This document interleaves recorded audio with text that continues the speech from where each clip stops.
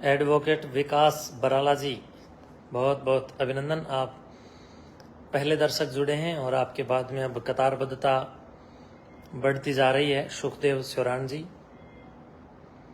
और इसके साथ साथ विक्रम शर्मा जी, आप सभी दर्शक जो मुझे अभी देख पा रहे हैं, मैं आप सबका आपके चलभाष यंत्र के स्क्रीन पर उपस्थित होकर के आपसे मैं अभी साक्षात्कार कर रहा हूं।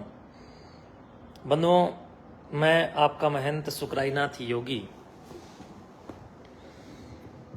आज आपके बीच में एक विशेष चर्चा को लेकर के उपस्थित हुआ हूं। अभी मेरे को देख पा रहे हैं श्रीमान अंकित रेड्डू जी, श्रीमान संदीप चहल जी, सुखदेव चौरान जी, कालू बाबा जी, पंडित दयानंद शास्त्री जी, विक्की मलिक जी, विकास खटकड़, नवदीप बेनीवाल, दुहन साहिल जी, संदीप खरब जी, अमित कुमार धीमान जी, पंकज कश्यप जी, गुरमीत संधु जी, संदीप चौरान भाई, अनिल कुमार जी, अमित कुमार सहारण जी। प्रिय बंधुओं, आज आपको मैं बताना चाहूंगा कि अभी मैंने कुछ मेरे पास फोन कॉल आए और कुछ चर्चाएं हवाओं में उड़ रही थी, तो मुझे सुनने को मिला कि लोग एक रूमर फैला रहे हैं कहीं कि महंत जी तो भाग गए। बंधुओं, ऐसा कोई, मैं समझता हूं कि भागने जैसा काम मैंने नहीं किया। और भाग कहाँ गया, मैं बिल्कुल हरियाणा पुलिस की निगरानी में रहा हूं और हरियाणा पुलिस की निगरानी में मैं सुबह अपनी यात्रा पर निकला था। और इसके लिए आप देख सकते हैं कि पिछले 2 दिन से मैं मठ संस्थान कोथ में भी उपस्थित था, और आज सुबह लगभग 4 बजे से लेकर 4:15 के बीच में ही हम लोग शायद निकले हैं। मेरे को फिक्स समय लगभग यही लगता है। और जो लोग इल्जाम लगा रहे हैं, मैं उनसे कहना चाहूंगा कि आप लोगों ने जो गेट के सामने कोई बड़े से सीसीटीवी कैमरे लगा रखे हैं, एक बार उसमें पूरी आंखें खोल करके ढंग से सीसीटीवी का कोई समय देख लें, तब जाकर के आपको बाहर लोगों से कोई बात बोलनी चाहिए। तो इसलिए आप लोगों से भी मैं कहूंगा कि रूमर ना फैलाएं, कोई अफवाहें ना फैलाएं, क्योंकि अफवाहें समाज के लिए विनाशक होती हैं। अफवाहें जब चलती हैं तो वो कहीं ना कहीं किसी का भी कोई नुकसान कर सकती हैं। तो आपस में मत लड़िए। और रही बात, लोग कह रहे हैं कि फोन के द्वारा संपर्क करके मुझे बता रहे हैं कि कुछ लोग रूमर फैला रहे हैं कि फलां सामान मठ का खाली हो गया, ये वो सब झूठी बातें हैं। जब मठ में आप लोग प्रवेश करोगे तो मुझे अभी जो ग्रामवासी देख रहे हैं, एक बार आप अभी बेशक जाकर के देख सकते हैं। अभी भी अगर आप जाकर के देखेंगे तो मठ का जो मुख्य द्वार है, मुख्य द्वार के ऊपर एक कमरा है जो पुराने समय का है। उस कमरे में बिल्कुल पूरे बर्तन भरे हुए हैं, ठसाठस वो भरा हुआ है। इसके साथ साथ जो टीन शेड के नीचे जो 3 कमरे पुराने बने हुए थे, उस टीन शेड में बीच वाले कमरे के अंदर भी काफी बर्तन वगैरह हैं। और 1 नंबर जो कमरा है गेट की तरफ से, उस कमरे के अंदर अनाज का भंडार भरा हुआ है। अनाज की बड़ी बड़ी टंकियां भरी हुई हैं और बहुत सारे कट्टों के अंदर गेहूं उसके अंदर बड़ी मात्रा के अंदर भरी हुई है। तो इसलिए जरा याद रखिए, अन्न का भंडार पूरा है, लेकिन कुछ लोग गुमराह कर रहे हैं, उन लोगों से आप गुमराह ना हो। बर्तन भी वहां पर पूरे हैं, क्योंकि मैं एक गाड़ी में जब आया हूं तो आप देख सकते हैं मेरी गाड़ी के अंदर जो सुबह का जो समय है वो क्या रहा होगा, और गाड़ी में कितना सामान आ सकता है। 5-7 जोड़ी कपड़े थे और बाकी मेरे साथ में कुछ पुलिसकर्मी थे और कुछ, एक मेरा पायलट, एक मेरा ड्राइवर था, और इसके साथ साथ 1-2 और सेवा सहयोगी मित्र या सेवक साथ में थे। तो कृपया किसी भी प्रकार का रूमर ना फैलाएं। अफवाहें समाज का कभी भला नहीं करती हैं और अफवाहें समाज का बेड़ा गर्क कर देती हैं। इसलिए आप लोग जरा विचार कीजिए। और जो झूमर वाला जो भवन है, अष्टपहलू भवन, उसके ऊपर अगर आप लोग जाकर के देखेंगे तो वहां पर जो बड़ी बड़ी संदूकें जो रखी हैं, उन संदूकों के अंदर कितने ही कंबल और जितना भी सेवादारों के लिए जो वस्त्र आदि की जो व्यवस्था है वहां पर है। और ऊपर कितने रूम जो हैं वो किस प्रकार से डेकोरेट हैं। 2 रूम तो ऊपर बहुत अच्छे हैं, एक एसी रूम है आने जाने वालों के लिए, एक डेकोरेशन किया हुआ रूम है बिल्कुल जहां नीचे नवनाथों का दरबार बना रहे हैं उसके बिल्कुल ऊपर है। सामने वाली जो पीले रंग की जो एक कोठी है उसमें भी आप जाकर के देख सकते हैं कि जितना सामान उसमें था वो यूं का यूं है। हमें क्या करना है? दूसरी बात, हमने तो इस मठ के अंदर सामान भरने का प्रयास किया है, कोई घटिया काम करके अपने को अपनी इज्जत और अपने को समाज के सामने गिरावट की ओर नहीं चलना है।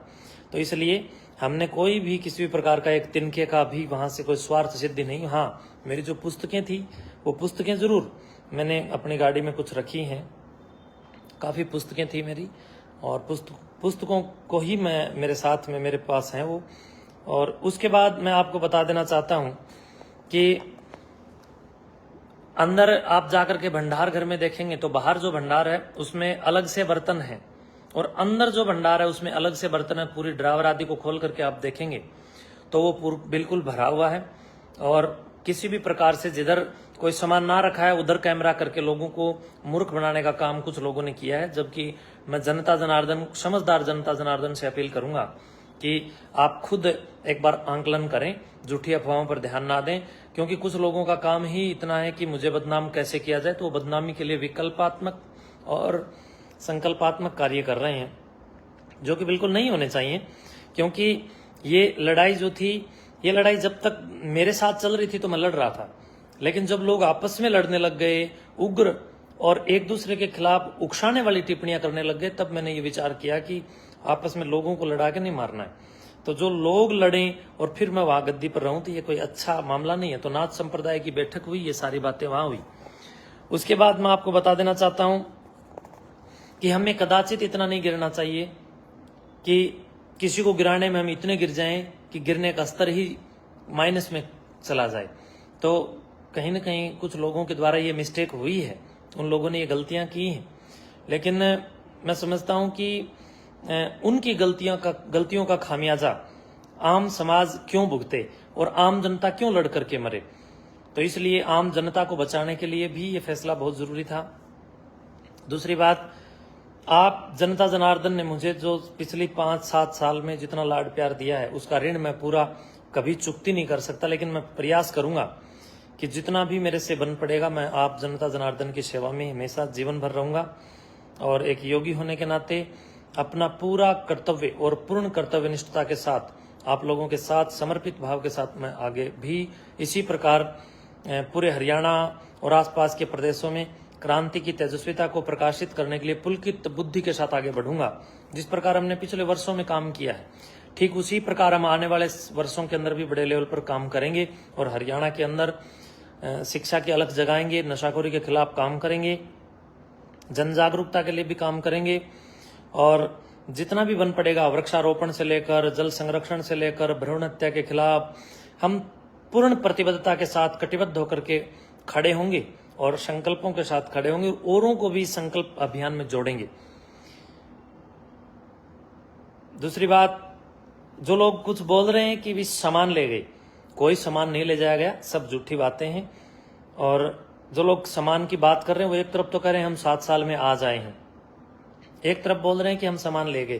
तो इस प्रकार की फालतू बातें ना करें, क्योंकि जब आप 7 साल में आए नहीं तो आपको क्या पता वहां क्या सामान था या क्या नहीं था। बर्तन वहां पर फुल है, पूरे कमरे वहां पर बर्तनों के भरे हुए हैं। बिल्कुल मुख्य द्वार के ऊपर वाला कक्ष बिल्कुल भरा हुआ है, लगभग 500, 700, 400 तो बाल्टियां होंगी वहां पर। और हर बार भंडारे में जितना नया बर्तन खरीदा जाता है, फिर वो भंडारे में काफी बर्तन इधर उधर हो भी जाते हैं, लेकिन फिर भी हम लोग हर बार भंडारे में नए बर्तन खरीदते रहे। तो आप जनता जनार्दन के बीच में हो। रही बात मठ के हिसाब किताब की, तो मठ का हिसाब किताब जल्दी ही कुछ दिनों में हम लोग सभी साधु संत पूज्य महंत पीर हमारे हम लोग इकट्ठे होकर के सारे संतों के बीच में वो सब हिसाब किताब भी हम लोग देंगे। एक भी पैसा अगर मठ का कोई खाएगा तो मैं समझता हूँ उसको प्लास्टिक के कीड़े पड़ेंगे, चाहे उसमें मैं हूं चाहे कोई और हो। तो कभी भी हम लोगों को धार्मिक संस्थानों का पैसा अपने व्यक्तिगत कार्यों के लिए प्रयोग नहीं करना चाहिए। समाज के उदय के लिए, समाज की भलाई के लिए हमें कहीं ना कहीं सामाजिक अर्थव्यवस्था का, सामाजिक अर्थ का प्रयोग करना चाहिए, व्यक्तिगत के लिए नहीं। दूसरी बात, आप सबसे कहना चाहूंगा कि जितनी भी अफवाहें फैल रही हैं उन अफवाहों पर ध्यान ना दें, केवल और केवल अफवाहें हैं। और रात 3 बजे कुछ लोग कह रहे हैं कि रात 3 बजे आप गए हैं, तो ये सब बनी बनाई बातें हैं। और इसकी सच्चाई जानना है तो गेट मठ के बिल्कुल बाहर मेन सड़क के ऊपर सीसीटीवी कैमरे लगे हैं। तो जब हमारी गाड़ी गई है और मैं पुलिस की निगरानी में हूं, पुलिस की निगरानी में गया हूं, तो इसमें भाग कर जाना या नए जाने का तो कोई सवाल ही नहीं उठता है। और मैं अपने काम के लिए गया हूं, एक कार्य के लिए गया हूं। उस कार्य की सिद्धि के बाद मैं फिर आप लोगों के ही बीच में और मिलते भी रहेंगे, और जो है एक दूसरे के साथ मिलकर के अपने मठ का विकास हो, इसके लिए भी हमें प्रेरणा पुलकित करनी चाहिए, और हम लोग करेंगे। और मैं बधाई देना चाहता हूं हमारे योगीराज, जो वहां पर अभी नवनिर्वाचित गद्दी नशीन योगी जिताईनाथ जी महाराज हैं। जिताईनाथ जी गद्दी पर आसीन हुए हैं, उनको मेरी ओर से बहुत बहुत बधाई। मेरे अच्छे मित्र हैं, और हम दोनों के बीच में जो छोटा मोटा मतभेद था वो बिल्कुल खत्म हो चुका है, कोई मतभेद नहीं है। गद्दी पर रहना तो संत को ही है, चाहे वो कोई भी संत हो, तो इसलिए साधु संत सब एक बराबर हैं। और योगी जिताईनाथ जी का भी आप लोग साथ दीजिए जिस प्रकार मेरा दिया था, और मिलकर के सारे अपने मठ को और अपने समाज को उन्नति के पथ पर आगे लेकर के चलिए। क्योंकि योगी जिताईनाथ जी ने अब कार्यभार संभाला है, और धीरे धीरे वो इस सारे मैटर को समझेंगे, और समझने के बाद आप लोगों का जब उन्हें सहयोग मिलेगा तो वो बहुत कहीं ना कहीं बड़े स्तर पर काम करेंगे। बड़ौदा और कोथ दोनों गांवों की पुरानी कहावतें भी रही हैं, इनमें कोई फर्क नहीं है। बड़ौदा, कोथ, नाड़ा, खापड़, गैबीनगर, जयजवान, बरसोला, बुडायन, कापड़ो, ये सारे गांव एक मित्र गांव हैं। इसके आसपास में गांव भोंगरा है, बुडायन है, या अलीपुरा है, या आसपास में जितना भी परिक्षेत्र मंडल है, वो सब एक मित्र मंडल के रूप में रहे, और मिलकर के अपनी गद्दी परंपरा को, पौराणिक परंपरा को, सिद्धों की परंपरा को, संतों की परंपरा को आगे बढ़ाएं। और इन इल्जामों से और इन फेक न्यूज खबर से बिल्कुल बचिए।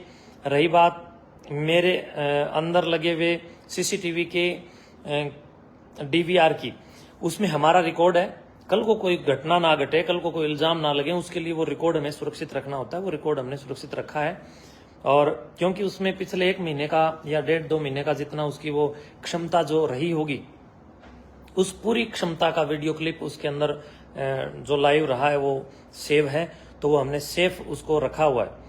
और ये सब फालतू बातें हैं कि कोई किसी भी प्रकार का वहां से कोई सामान उठाया, कुछ नहीं। तो इसलिए भाईचारे को बनाए रखें, मिलकर के रहें, एक रहें, नेक रहें, और अपने मन मस्तिष्क की शुद्धता को रखें। और जितनी भी ये जो रूमर जो चल रहा है इससे आप बचें, और गौओं की सेवा करें, खूब करें, और मन लगा करके करें, और जितना भी हो सकता है अच्छा करें, सेवा करें। हम लोग आने वाले समय के अंदर फिर बड़े स्तर पर काम करेंगे, मिलकर के हम सब काम करेंगे, तभी अपना हरियाणा नंबर 1 बनेगा, आगे बढ़ेगा। और एक दूसरे को गाली देना या किसी को छोटे शब्द से अलंकृत करना एक छोटी सी बुद्धि का, एक अल्प सोच का, एक टूटी हुई या कहीं ना कहीं विकृत बुद्धि का प्रतीक होता है। लेकिन किसी को सम्मान देना एक बहुत बड़ी बात है। इसलिए मैं आप सबको सम्मान दे रहा हूं, जितने भी हैं और जितने हमारे साधु हैं उनको भी। और मैं समझता हूँ दूसरे को सम्मान इज्जतदार आदमी दे सकता है, क्योंकि जिसकी खुद के पास जिसकी इज्जत नहीं हो, दूसरे को क्या इज्जत देगा। इसलिए हमें एक दूसरे को गाली गलौज नहीं करना चाहिए। क्यों? क्योंकि अगर आप गाली दे रहे हो तो आपकी इज्जत भी शून्य है, तो आप दूसरे की इज्जत के साथ खिलवाड़ करने का प्रयास कर रहे हैं। इस प्रकार की भरसक प्रयासकता कहीं न कहीं रुग्णवादिता को स्पष्ट करती है, और समाज के अंदर एक बहुत ही निचले स्तर की सोच का उन्माद पैदा करती है। तो आपस में गाली गलौज देकर के एक दूसरे के जाने दुश्मन ना बने, बल्कि एक दूसरे के साथ अच्छा बोलें और अच्छा व्यवहार करें। और उसके बाद भी अगर कोई नहीं मानता है तो कानूनी परिक्षेत्र में आप जाएं, कानूनी प्रक्रिया हमारे पास है, तो कानूनी कार्रवाई उस पर की जाए। और इन्हीं शब्दों के साथ मैं अपनी वाणी को विराम देते हुए आप सबको बताना चाहूंगा कि मैं अपने कार्य से मठ से बाहर गया हुआ हूँ। हमारे मित्र, हमारे योगी जो अभी नवनिर्वाचित पीठ पर हुए हैं, तो मैं उनको एक बार पुनः बधाई भी देता हूं, और आप सबसे शांति की अपील करता हूं कि कृपया शांति बनाए रखें, एक दूसरे को भड़काएं मत। आपस में भड़काओगे तो आपस में नुकसान होगा। एक दूसरे के खिलाफ भड़काना बंद करो और एक दूसरे को गले लगाना शुरू करो, मिलकर के अपना भाईचारा बढ़ाओ, और जो भी आगे होगा वो भी अच्छा होगा। जो हुआ है वो भी अच्छा हुआ है, जो पीछे हुआ वो भी अच्छा हुआ। तो ये गीता का ही एक ज्ञान है। तो इसलिए मैं समझता हूं कि योगेश्वर श्री कृष्ण के इस महान चरित्र को भी हमें अपनाना चाहिए और गीता जैसे शास्त्रों का भी अध्ययन स्वाध्याय करना चाहिए। धन्यवाद।